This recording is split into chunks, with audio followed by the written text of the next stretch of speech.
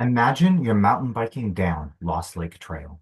You're in the zone, flying over roots and rocks, when all of a sudden you hit a bump that wasn't there last weekend, and now you're flying through the air. How are you prepared to handle that situation? What are you going to do now? Welcome, students, staff, and administrators. My name is Connor Crow, if you haven't met me already, and thank you for joining me in the auditorium today of Sisters High School to hear about the new Outdoor Safety Skills Club that I'm going to be starting. I'm a chemistry and physics teacher here at Sisters High School, and that was a real situation that I was in just 7 years ago. Thankfully, it ended up with only a sprained tailbone, but it could have been a lot worse. I've been teaching here for 5 years, and in that time, I've had the privilege to be able to get to know many of you students in the audience, as well as the outdoor culture that you help to create at the school. However, if you'll indulge me for a second, I would like to ask you a personal question. Think of someone in your life who's been injured. What were they doing when they were injured? And what, in hindsight now, could they have done to have minimized that injury? Most injuries are preventable, fortunately, but they happen when we're in the zone, when we're focused on the thrill and not on the safety. Good outdoor safety, though, isn't just about our attitude. It's also about the preparation and knowing what to do when you need to act so you can act fast.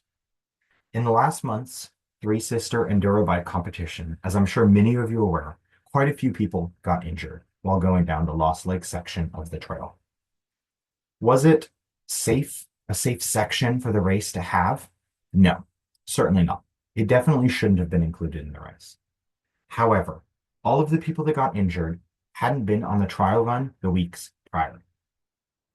As your teacher and fellow outdoorsman, I care that you stay safe and not that you stop doing what you're doing or even decrease doing what you like to do outdoors, but that you do it safely so that you can continue doing what you're doing now, later, and into the future. This club has two main goals. First, to give you real hands-on skills that you can use to stay safe outdoors. And second, to encourage you to push your limits with confidence so that you can become adventurous and pursue thrilling activities, but do it not recklessly. It is my goal to help you become active and to become knowledgeable about that activity, but stay safe while you're doing it.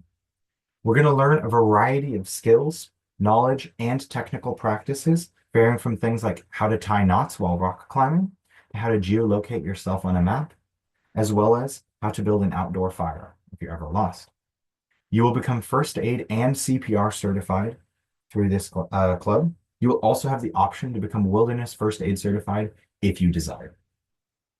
Finally, and most excitingly, this club is also going to be holding multiple excursions or field trips, whatever you want to call them, primarily to Middle Sisters Glacier up on Hayden Glacier up on Middle Sister, as well as the Deschutes River through Tumalo and Black Butte, where the hiking club will be joining us. You're going to learn a ton of skills and be able to actually apply them to the real world, as well as be able to share in community through this club.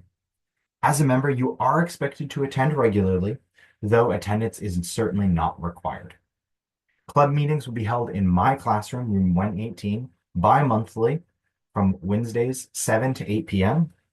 And if you're someone who loves the outdoors, or even just wants to feel more prepared when you're outside, this club is for you. The sign-up sheet will again be outside my room, 118, until the end of the semester. Don't just hear about adventures, but come safely be a part of them. Thank you.